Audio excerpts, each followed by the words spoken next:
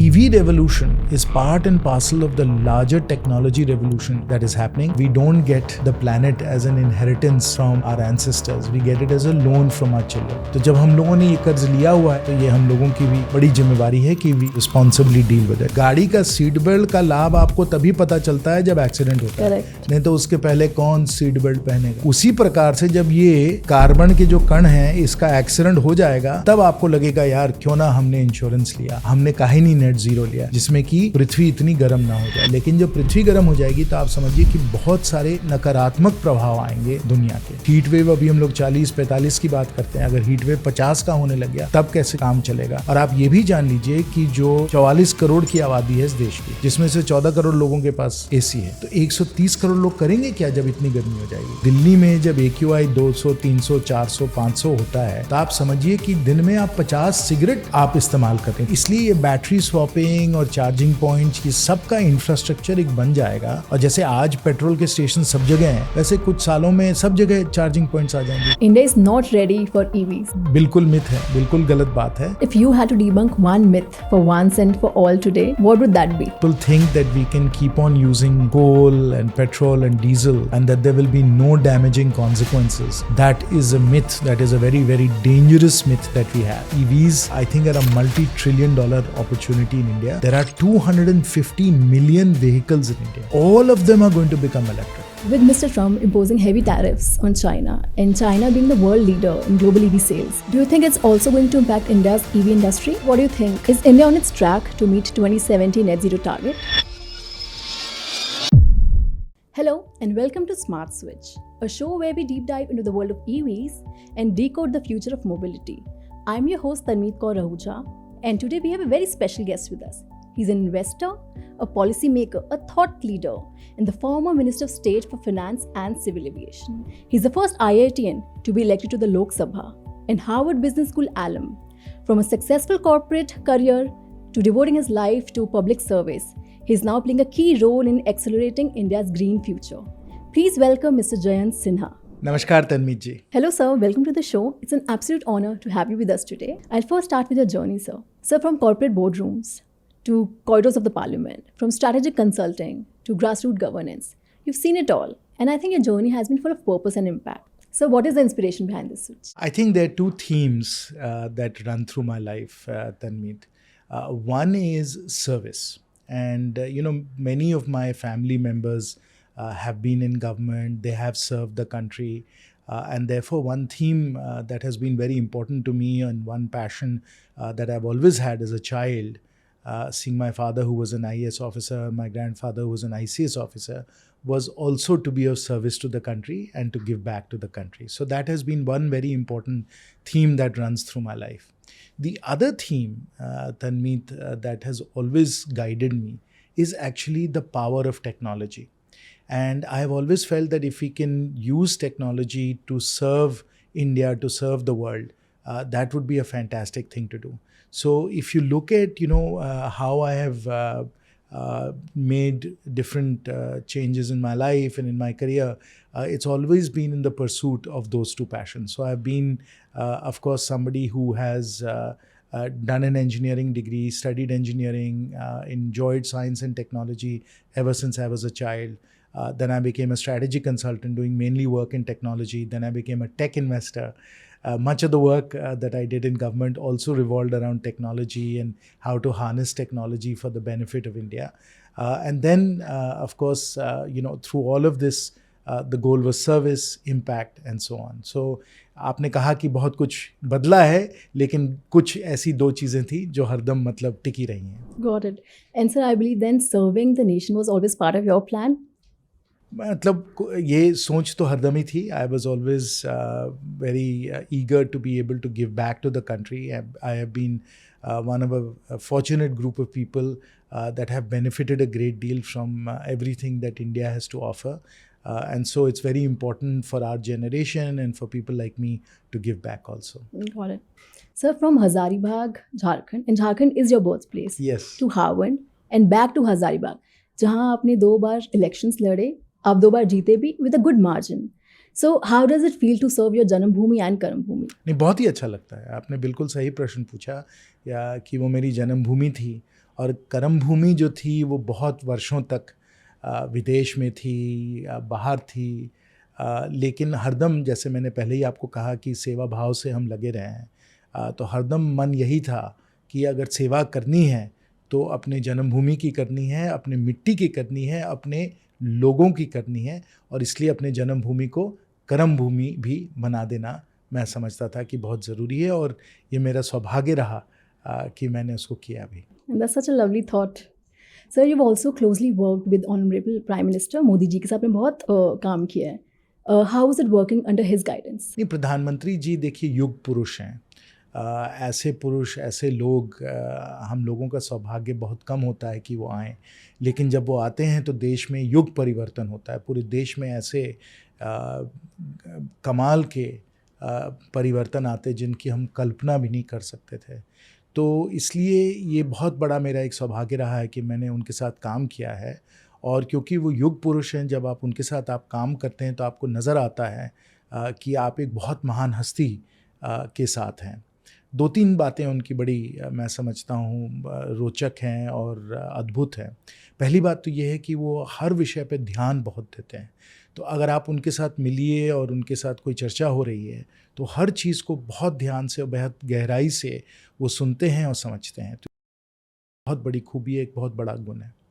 दूसरा, उनका practical knowledge भी बहुत ही अद्भुत है। किसी भी विषय पे आप चाहे उसको बड़े थ्योरी के नज़रिए से उनको प्रस्तुत करें या उनको कुछ वैज्ञानिक रूप से उनको आप बताएं, लेकिन उसको बहुत तेज़ी से उसको एकदम मतलब आम व्यक्ति के लिए, सामान्य व्यक्ति के लिए क्या उसका लाभ होगा और कैसे उसको अमल किया जा सकता है, वो बड़े जल्दी से उसको समझ सकते हैं और आपको फिर गाइडेंस भी दे सकते हैं। तो ये भी उनमें एक बहुत बड़ा एक गुण है। और तीसरा मैं कहूँगा, वो तो हम लोग सब लोग जानते ही हैं, लेकिन जब आप एकदम करीबी से देखते हैं तो आपको और भी वो कमाल का लगता है कि वो वक्ता जो हैं और जिस प्रकार से वो बातों को समझा सकते हैं और बातों को प्रस्तुत कर सकते हैं, वो मुझे लगता है कि दुनिया में उसका कोई मुकाबला नहीं है। तो ये सब जो बातें हैं ये आपको इसके द्वारा पता चली जाएगा कि वो कितने ही एकदम मतलब अलग हैं, और इस कारण उनका जो भारत पे जो प्रभाव हुआ है वो बिल्कुल अद्भुत है, और इसके द्वारा युग परिवर्तन भी हो रहा है। And I think भारत नहीं ग्लोबली नहीं, अब तो मतलब उनका जो प्रभाव हुआ है वो तो विश्व भर में, आपने सही कहा है, हो रहा है। Correct. And sir, coming back to you, so from policy making at the highest level to representing your home constituency, your story is deeply woven with India's evolution. So how do you see now India accelerating towards a greener future? Well, we have to accelerate to a greener future because it's very important that if we want to have the India of our dreams, एक विकसित भारत जैसे माननीय प्रधानमंत्री जी ने कहा है, तो वो भारत जो है वो एक सस्टेनेबल फ्यूचर की ओर बढ़ना चाहिए। और सस्टेनेबिलिटी का मतलब है कि चाहे हम उसे अपने वातावरण के नज़रिए से देखें, that is if we look at our atmosphere, whether we look at it in terms of our natural capital, our forest, our river, our biodiversity, we have to preserve and protect this because as Mahatma Gandhi ji said, we don't get the planet as an inheritance from our ancestors, we get it as a loan from our children. तो जब हम लोगों ने ये कर्ज लिया हुआ है, ये लोन लिया हुआ है, तो ये हम लोगों की भी बड़ी जिम्मेवारी है कि we responsibly deal with it. So we have to accelerate our green future because our future has to be sustainable. Otherwise, we won't have much of a planet for our children. And therefore, even as we move towards prosperity, even as we move towards economic growth, we also have to make sure that everything that we have inherited from our ancestors in terms of the planet and in terms of this very beautiful country that is India, that we protect and cherish it as well. और इसमें मैं एक बात जोड़ना चाहता हूँ कि जैसे आपने पहले ही कहा कि मेरा जन्म जो था वो झारखंड में हुआ, उसका नाम ही हम लोगों ने झारखंड रखा है क्योंकि वहाँ के जंगल, वहाँ के प्राण पक्षी इतने सुंदर हैं और इतने मतलब आपको प्रकृति के बारे में बताते हैं, दर्शाते हैं कि उनको सुरक्षित रखना आप समझिए कि हम लोगों के लिए एक बहुत ही बड़ी जिम्मेवारी है। Got it. And Modi ji ने coin term किया है decade, which is combination of technology and decade. And if you look at this decade, 2020s as a decade, it is going to be high on digital transformation, tech advancements. So in that context, in terms of India's decade, We are also seeing a lot of new emerging technologies like AI है, Web3 है, semiconductor में बहुत काम हो रहा है. So how do you see the role of EVs in India's broader innovation stack? So Tanmeet, I'm a little bit older than you, and I can tell you that every decade is a decade because the exponential speed at which technology is developing, the warp speed at which technology is developing is truly, truly astonishing. Again, as an engineer, as I said, one of the themes that has resonated through my life is technology for the service of humanity. And we are seeing certainly in this decade, and I think in coming decades as well, just extraordinary, remarkable developments as far as technology is concerned. You mentioned digital. Of course, digital is remarkable in terms of what's happening with artificial intelligence and computing and so on. But even on the green side, what is happening is equally incredible. And there, of course, we have to look at advanced energy systems, whether we look at solar or battery, or whether we even look at more futuristic technologies like nuclear fusion and geothermal. What is happening truly is astonishing. And the net result of all of that will be that we can very quickly be in a situation where energy itself becomes free. When energy itself becomes free, when there is abundant and almost free electricity available to all of us, the form of transportation that we will have, and we are moving towards that very quickly, is in fact electric vehicles. And there are many reasons for that. But let me explain one very important technology aspect of it, which only electric vehicles can do. See, artificial intelligence is moving very quickly, and when artificial intelligence moves that quickly, the ability to manage electric vehicles, to navigate them, to direct them, so that we have driverless vehicles, that they emit less, that they are as efficient as possible, they carry people exactly where they want to go. All of these things cannot be done by fossil fuel vehicles because the very detailed, precise guidance that you can do with electric vehicles, because of the precision control that you can get, you actually cannot do that with fossil fuel vehicles because of the nature of the combustion process, which is actually a very violent process. That's not how electric vehicles work. Therefore, in the future, particularly as I said, in a world where intelligence is free and energy is free, we are only going to have electric vehicles. And that revolution is already happening in many places around the world. It's happening in China, where 50% of all four-wheelers now that are being sold have already become electric. It's starting to happen in America now, where you can go to several cities, like I was just in San Francisco, and you can sit in driverless taxis already. So the EV revolution is part and parcel of the larger technology revolution that is happening, that we talked about in the context of a decade. Great to know that. So you've also recently written a book on India's green startups. So what was the inspiration behind that? Inspiration, Tanmeet, was very simple, right? If we have to get to a sustainable India, then we need to make sure that startups and companies for whom sustainability is their business model can actually do well, right? So what we did was we looked across India and found 14 of the most promising companies for whom sustainability was their business model. And each of them was doing something remarkable in terms of sustainability, in decarbonization, and so on, including in electric vehicles, including, of course, Battery Smart. And these are the companies that we've highlighted, because if these companies do well, if these companies scale up, then we will, in fact, have a sustainable future. And of course, as we've just discussed, it will be technology driven.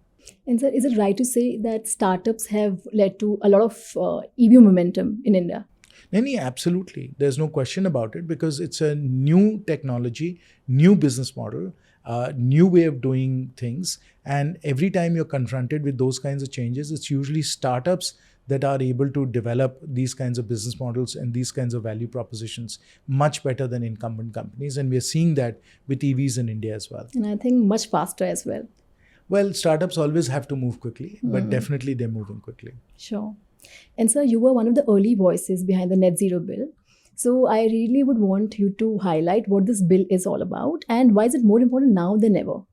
So I introduced in 2020 the Net Zero Private Members Bill, and the idea of the Net Zero Bill was to be able to develop a roadmap, to develop a template so that in the future, if we have to come up with a genuine net zero bill that gets passed, in Parliament that we would have a model to work off. And of course, I modeled that legislation as well on the very successful legislation on net zero that was passed first in the UK and then in New Zealand. Exactly net zero होता क्या है and what is our target? तो मैं आपको ये बताना चाहूँगा कि जैसे जैसे हम लोग फॉसिल फ्यूल जैसे कोयला हो गया, पेट्रोल हो गया, डीजल हो गया, इसको जब हम लोग जलाते हैं तो हम लोग धुएं के द्वारा छोटे छोटे कण जो होते हैं ना कार्बन के, वो भी हम लोग वातावरण में डालते हैं। और जैसे जैसे हम लोग ये फॉसिल फ्यूल्स हैं, जैसे जैसे ये तेल का उपयोग हम लोग करते हैं, ये जो कण जो वातावरण में जाते हैं, तो आप समझिए कि पृथ्वी के इर्द गिर्द हम लोग एक रजाई ओढ़ रहे हैं। जैसे ठंड में आप रजाई ओढ़ती हैं, हाँ, जैसे आप ठंड में रजाई ओढ़ती हैं और जो आपके शरीर की जो गर्मी है वो वहाँ कैप्चर हो जाती है और आप फिर जो है ठंडा नहीं महसूस करते हैं, क्योंकि वो जो गर्मी है वो आपके इर्द गिर्द ही है, उस कंबल के द्वारा रुकी हुई है। उसी प्रकार से जो कार्बन है वो भी एक रजाई, एक कंबल बन जाता है। और जो हम लोग फिर जो उत्पादन करते हैं, जो फॉसिल फ्यूल के द्वारा वगैरह जो भी या सन के द्वारा जो भी हीट जो है, जो गर्मी जो आती है, वो फिर छोड़ती नहीं, वो एक कंबल के द्वारा हमको और दिन पे दिन गर्म करती चली जाती है। तो जितना हम लोग तेल का उपयोग करेंगे उतने ये कण वातावरण में जाएंगे, और जितने ये कण वातावरण में जाएंगे उतनी दुनिया में गर्मी होती चली जाएगी। और मैं आपको बता दूं कि जब हम लोग तेल का उपयोग नहीं करते थे, मतलब 1850 की अगर हम लोग साल पे अगर हम लोग चले जाएं, तो 1850 में वातावरण में ये जो कण थे वो 250 पार्ट्स पर मिलियन थे, 250 पार्ट्स पर मिलियन। अभी जो डेटा आया है वो आपको बता रहा है कि 423 पार्ट्स पर मिलियन हो गए। तो आप देख रही हैं कि किस तेज़ी से ये बढ़ता चला जा रहा है। और लोगों का अनुमान है, वैज्ञानिकों का अनुमान है कि ये 423 से जाके 600 पार्ट्स पर मिलियन ये कण होने वाले हैं। और जैसे ही ये कण वातावरण में जा रहे हैं, वैसे ही आप समझिए कि ये जो रजाई है वो दिन पे दिन और भी मोटी होती चली जा रही है। और जैसे रजाई मोटी होती है वैसे गर्मी बढ़ती चली जाती है। तो इसलिए हम लोगों को जो है इन कण को वातावरण में नहीं जाने देना है। और जब ये कण ज़ीरो हो जाएंगे, जो आज हर साल कण जा रहे हैं वातावरण में, और ये लगभग आप समझिए कि 550 करोड़ टन, इसके 550 करोड़ टन जो हैं हर वर्ष जा रहे हैं वातावरण में, उसको जब हम लोग ज़ीरो कर देंगे तब जाकर आपका हम लोग कहेंगे कि नेट ज़ीरो आ गया है। तो ये फिर से एक बार जिसको संक्षेप में मैं बता दूं कि जो कोयले और तेल के कण हैं जो वातावरण में जा रहे हैं, जब वो हर वर्ष ज़ीरो ऐसे जाएंगे तब हम लोग नेट ज़ीरो का जो लक्ष्य है इसको हम लोग हासिल कर पाएंगे। Got it. जो आपने ये है नेट ज़ीरो। जो भी आपने समझाया कि जो ब्लैंकेट की जो एक लेयर बनती जा रही है, which is like a blanket, कंबल की तरह, और डे बाय डे वो मोटा होता जा रहा है। अगर डीप थॉट दिया जाए, this is actually scary and a lot of people are not taking this seriously which they should be. मैं तो तन्मीज जी, मैं तो हरदम सब लोगों को यही कहता हूँ ना कि सीट बेल्ट, गाड़ी का सीट बेल्ट का लाभ आपको तभी पता चलता है जब एक्सीडेंट होता है। नहीं तो उसके पहले कौन सीट बेल्ट पहनेगा? कोई सीट बेल्ट में आपको रुचि नहीं है। उसी प्रकार से जब ये कार्बन के जो कण हैं इसका एक्सीडेंट हो जाएगा तब आपको लगेगा यार क्यों ना हमने इंश्योरेंस लिया, हमने काहे नहीं नेट ज़ीरो लिया, जिसमें कि पृथ्वी इतनी गर्म ना हो जाए। लेकिन जब पृथ्वी गर्म हो जाएगी तो आप समझिए कि बहुत सारे बहुत ही नकारात्मक प्रभाव आएंगे दुनिया के। और जिसमें से ये है कि अभी हम लोग दिल्ली में 40 डिग्री टेम्परेचर है। अब दिल्ली का टेम्परेचर अगर 55 डिग्री हो गया मैक्सिमम, तब आप बताइए हीट वेव, अभी हम लोग 40-45 की बात करते हैं, अगर हीट वेव 50 का होने लग गया तब कैसे जाएगा, काम चलेगा। और आप ये भी जान लीजिए कि जो आज की गर्मी है वो तो चाहे कूलर या पंखा के द्वारा आप किसी तरह से झेल रही हैं, लेकिन जब 55 होने लग जाएगा तो एसी के बिना तो काम चलेगा नहीं। हाँ। और आज के समय कितने लोगों के पास एसी है? 10% से कम लोगों के पास एसी है इस देश में। 144 करोड़ की आबादी है इस देश की, जिसमें से 14 करोड़ लोगों के पास एसी है। तो 130 करोड़ लोग करेंगे क्या जब इतनी गर्मी हो जाएगी? तो इनका कौन सहारा है, इनका क्या किया जाएगा? इसलिए आज के समय नेट ज़ीरो, यानी कि जो कोयले के कण हैं, ये सब जो तेल और पेट्रोल डीजल के जो कण हैं, इनको हम लोगों को रोकना बहुत ज़रूरी है। सर, अभी आपने दिल्ली की बात की, मैं उस क्वेश्चन पे आऊँगी। Sir, what do you think, is India on its track to meet 2070 net zero target? नहीं, पूरा हम लोग काम इस पे कर रहे हैं और मुझे पूरा भरोसा है कि 2070 तक हम लोग नेट ज़ीरो पे पहुंच जाएंगे। यानी कि भारत में हम लोग कोई ऐसा कण का जो उत्पादन नहीं करेंगे जो वातावरण में जाके वातावरण में जो कार्बन के जो कण हैं उनमें बढ़ोतरी होगी, वो उसमें रुकावट आ जाएगी। सर जैसे अभी आपने दिल्ली की बात की, एंड दिल्ली का AQI सबको पता है कि I think it's world famous, हम लोग क्यों नहीं कब कर ये पा रहे आपने हैं? तन्वी जी आपने उसको हल्के तरीके से कहा कि वो वर्ल्ड फेमस तो है, लेकिन हानिकारक कितना है। आप सोचिए दिल्ली में जब AQI 200 300 400 500 होता है तो आप समझिए कि दिन में आप 50 सिगरेट को आप इस्तेमाल कर रहे हैं, 50 सिगरेट को आप फूंक रहे हैं। आप 50 सिगरेट आप रोज पीजिएगा तो आपके फिर सेहत का क्या होगा, आपके फेफड़ों का क्या होगा, सोचिए। ये है एयर पोल्यूशन। और एक जो तिहाई एयर पोल्यूशन का जो है वो इन कार्बन के कणों के कारण ही है। ये फॉसिल फ्यूल्स के ही कारण है, कोयले के कारण है, डीजल के कारण है, पेट्रोल के कारण है। तो इसलिए ईवीज अगर हम लोग ज़्यादा करें, पेट्रोल और डीजल को हम लोग कम करें, तो इससे दिल्ली में बहुत सबको लाभ मिलेगा, बहुत लोगों की जान बचेगी। In order for India to become a global EV hub, we need strong R&D investments and roadmap. What sort of steps is India taking in that regard to compete globally? बहुत सारे ठोस कदम लिए गए हैं। We have taken many important steps. First and foremost, we are taking our two-wheelers and three-wheelers and converting them over to electric. So there was a time when only a few percent of our two-wheelers were actually electric. The good news now is because of the terrific work of several startups like Ether Energy, like Ola Electric, and so on, we are now rapidly moving towards electrifying our two-wheelers. Similarly, now on three-wheelers. On three-wheelers now, we are almost 90% of the three-wheelers being sold now are being manufactured as electric, and in fact are being sold as electric as well. So both two-wheelers and three-wheelers, we built up a large and very capable industry that is actually converting it over into electric. Now, similarly on four-wheelers as well, we are building up the manufacturing capacity and the battery manufacturing capacity where we can actually make these kinds of vehicles in India and begin to scale them up. So that is also happening. There are many manufacturers now for four-wheelers as well, which includes Tatas, it includes Mahindras, and it also includes MG Motors. So as we scale up both two-wheelers, three-wheelers, and then of course build up our four-wheeler manufacturing, we are doing much better. And then I must also point out to you that we have some 20 or 30 lakh buses in India. 20 or 30 lakh buses. And a very large source of air pollution and carbon emissions actually are our buses. And so when we can electrify our buses, we are going to be able to reduce a lot of carbon emissions and a lot of air pollution.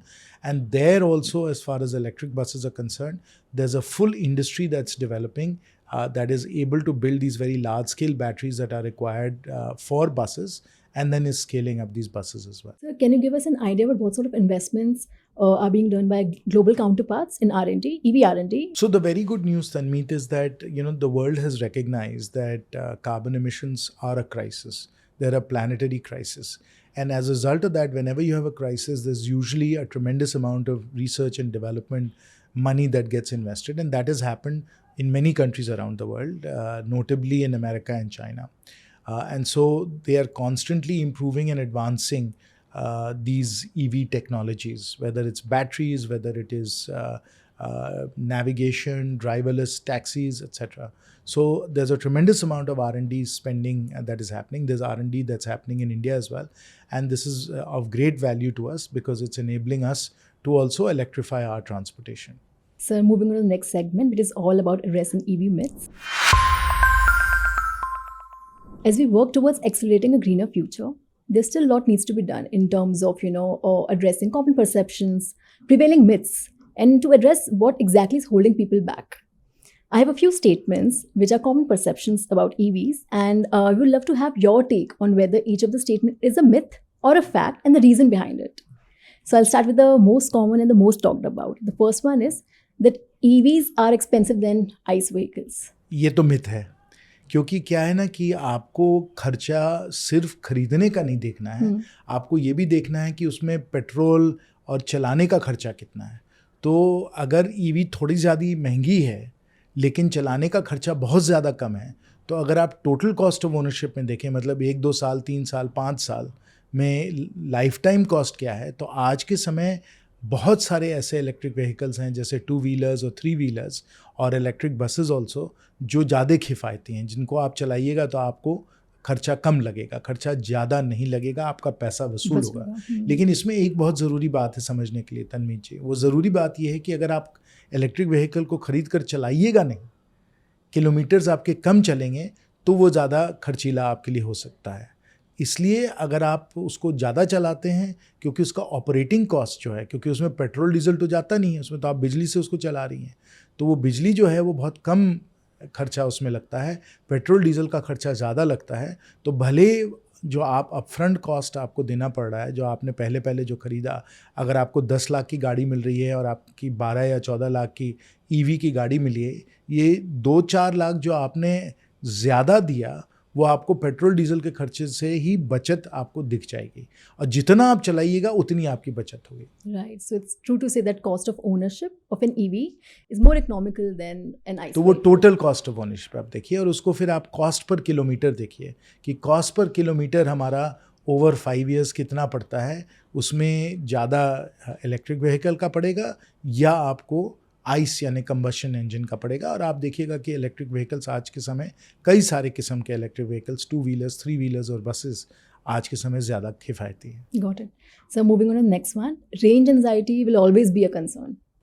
ये भी myth है, क्योंकि बहुत सारी अब अच्छी companies आ गई हैं जैसे इलेक्ट्रिक पे, जिसको हम लोगों ने अपने किताब में भी उसके बारे में जिक्र किया है। तो इलेक्ट्रिक पे जैसे कंपनीज हैं जिनका ऐप है, वो आपको फटाफट बता देंगे कि चार्जिंग पॉइंट कहाँ है। तो आप गाड़ी चला रहे हैं या आप 2 व्हीलर चला रहे हैं, तो आपको लग गया कि भाई हमारा जो है चार्ज ख़त्म होने वाला है, तो आप इलेक्ट्रिक पे ऐप में देखिए और बताइए और कहिए उसको कि भाई चार्जिंग पॉइंट बताइए, तो आपको चार्जिंग पॉइंट बता देगा, आप वहाँ जाइए और चार्ज कर लीजिए। तो फिर रेंज एंग्जाइटी कम हुई।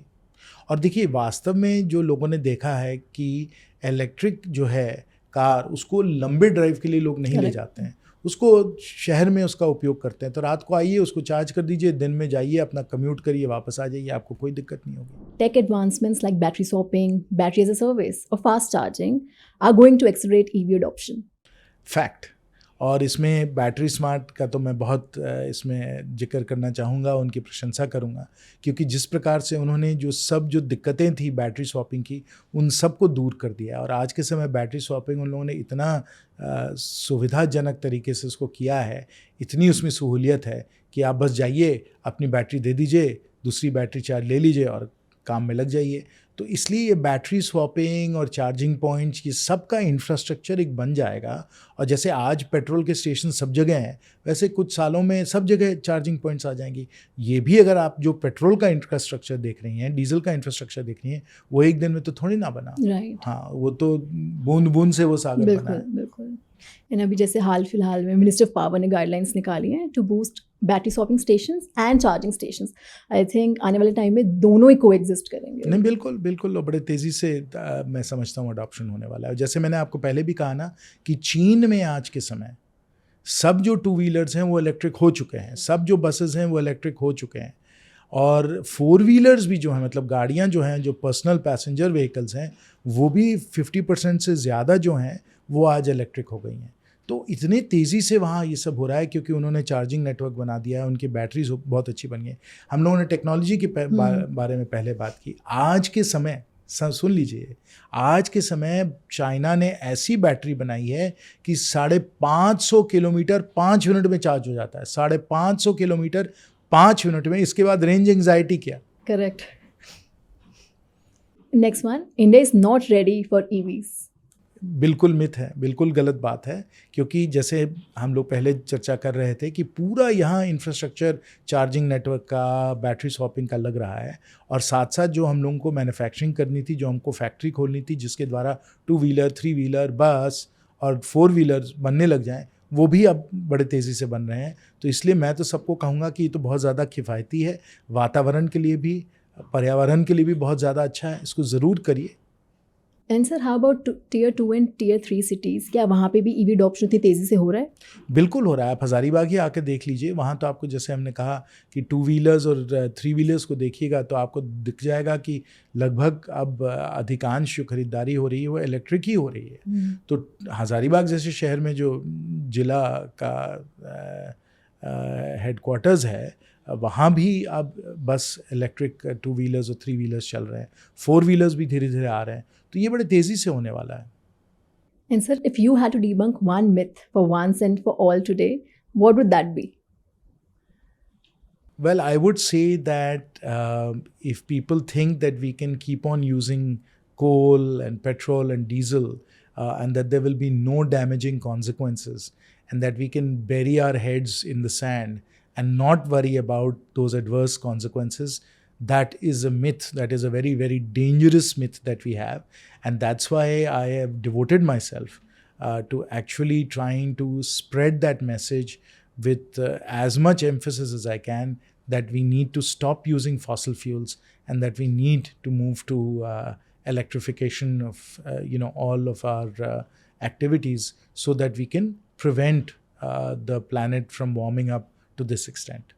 Plus, a lot of people feel that, okay, I might save my life. I have enough years. But what about the future generations? उनके बच्चों का क्या? अरे भाई, उनके बहुत years हैं तो उनको दिक्कत तो होगा ही. So the point is that the more years you have, and particularly Tanmeet, people of your generation have to be very worried about this. And they have to think very carefully about what they are going to do, because as Gandhi ji said, be the change you want to see. Be the change you want to see. So you have to change your behavior and you have to change what you're doing.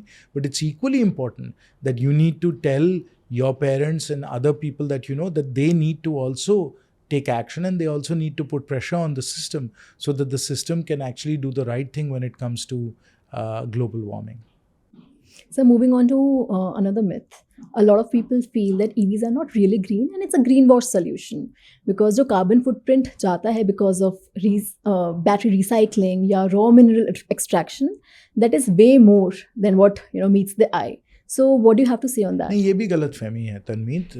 बहुत research इस पे किया गया है, लेकिन ये research जो है बिल्कुल स्पष्ट है. जो अध्ययन लोगों ने किया है उसमें उन्होंने ये भी तय किया है, ये भी इन लोगों ने बताया है कि अगर वो आपकी इलेक्ट्रिक व्हीकल जो है उसकी बिजली कोयले से आ रही है, सुन लीजिए, अगर वो बिजली कोयले से भी आ रही है तब भी उसका जो एमिशन है वो कम है पेट्रोल की गाड़ी से. तो अगर आपका सोलर का जो है जनरेशन हो रहा है और आपके पास एक इलेक्ट्रिक व्हीकल है जो सोलर एनर्जी से पावर्ड है, तो उसका तो एमिशन बहुत कम है.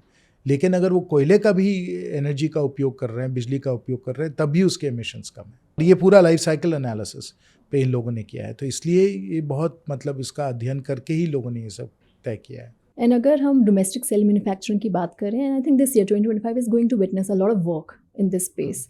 सो अगर लोकलाइज सप्लाई चेन की बात करें, डोमेस्टिक बैटरी मैन्युफैक्चरिंग की बात करें, तो वो ईवी से कार्बन फुटप्रिंट को कैसे कम कर सकता है?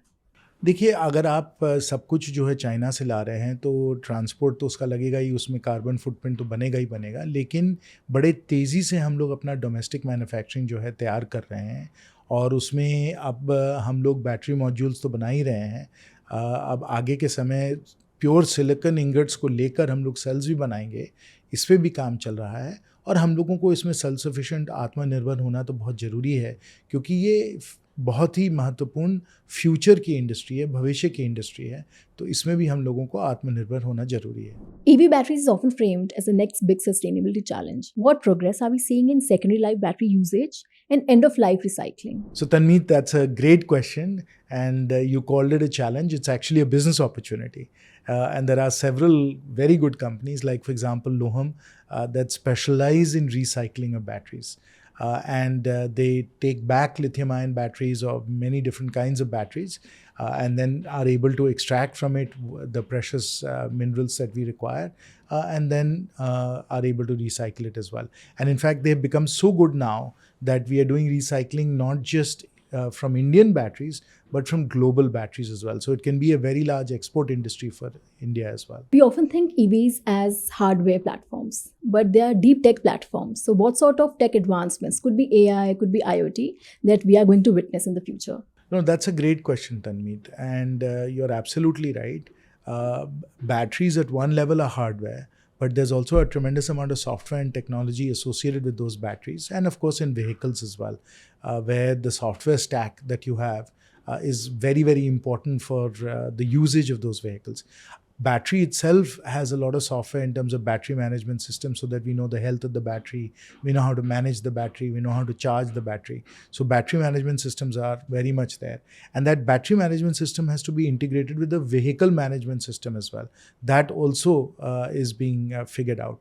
And then of course there's an entire fleet that has to be managed, and you have to look at the health of the battery in that fleet, you have to look at the vehicles that are in the fleet. So all of this is all about software, and India, of course, as you know, is extremely good at software, and it is also a very large business opportunity in terms of how that software stack is going to get created and how all these vehicles are going to get managed. Do you think the sector could be the next big tech magnet?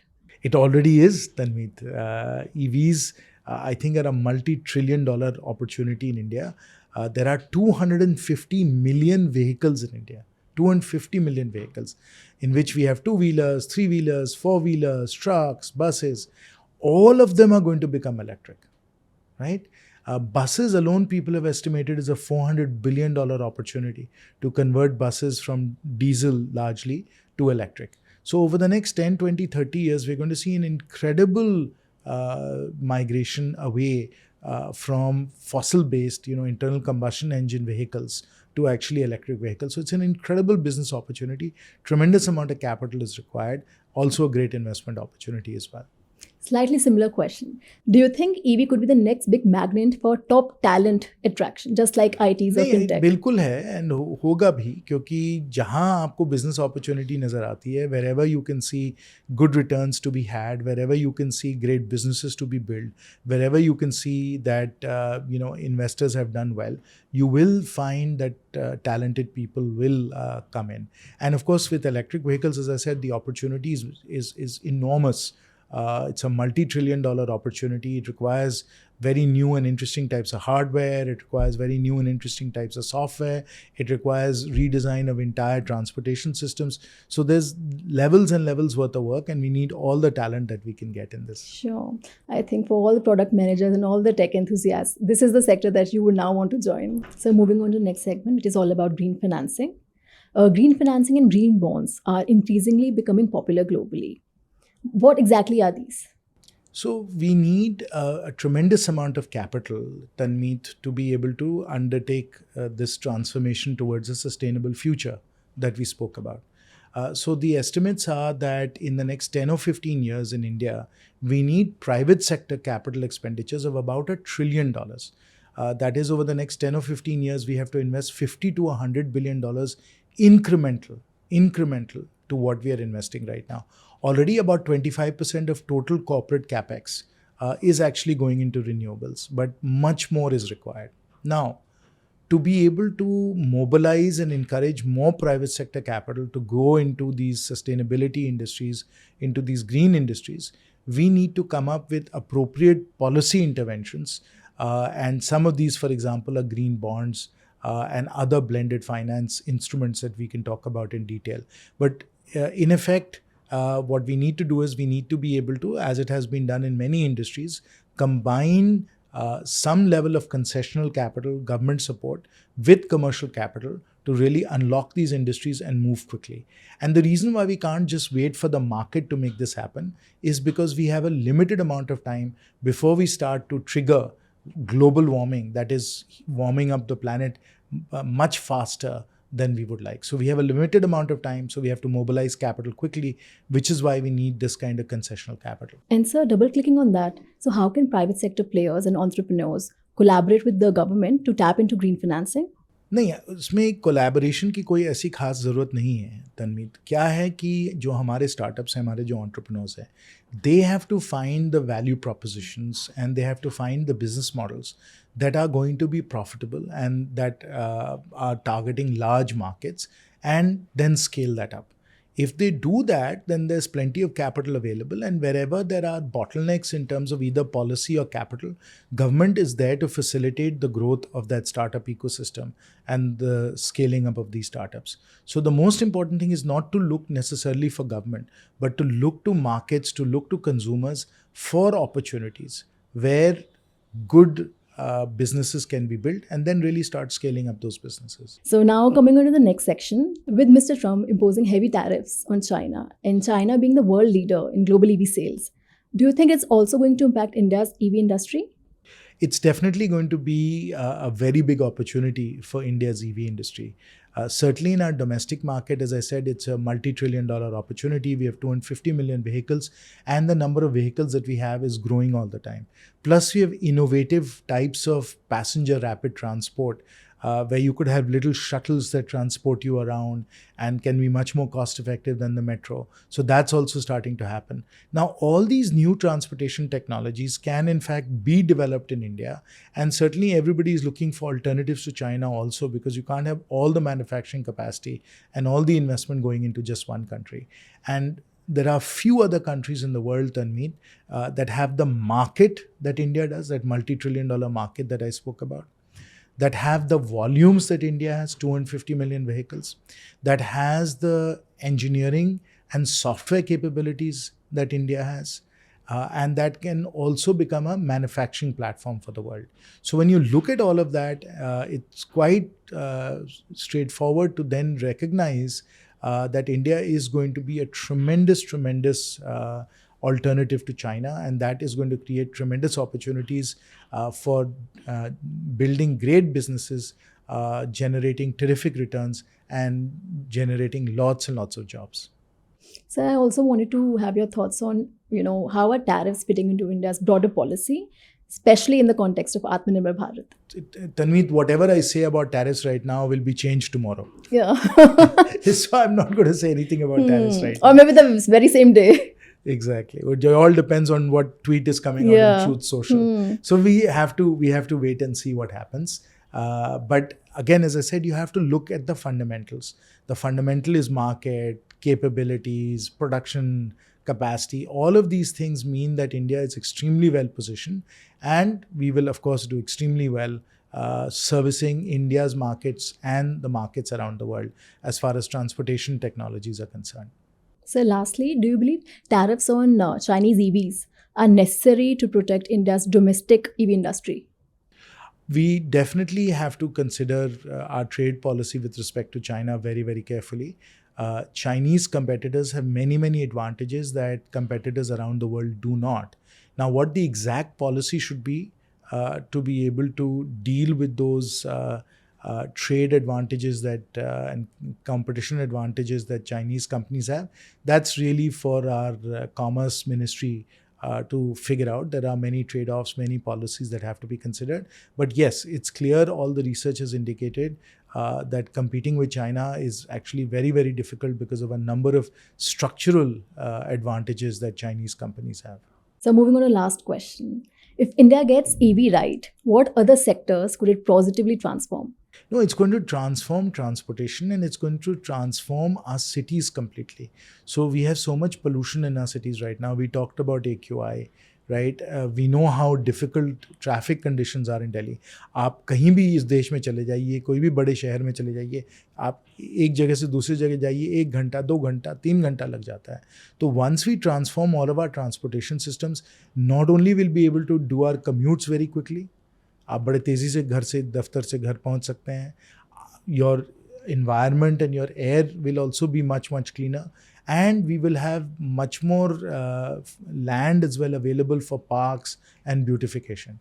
So our entire urban landscape will change if we can get electric transportation right, and we will, of course. So ending on a positive note. Bilkul. And that's a wrap for today's first episode of The Smart Switch. Thank you so much, sir. Thanks for your time, and we would love to have you again. And I think it has been indeed a thoughtful discussion. Chaliye. And to me, I think you personify the very idea of Smart Switch. चलिए, बहुत बहुत धन्यवाद, आपने समय दिया और बड़े सारे आपने प्रश्न पूछे. Those were very good questions and I think we went into all of those topics in a lot of detail. Thank you so much. And thank you to the lovely audience for tuning in. If you are somebody who is thinking to switch to the EV sector or contemplating buying an EV, this episode is for you. Till then, keep switching to smarter choices and stay charged. Thank you.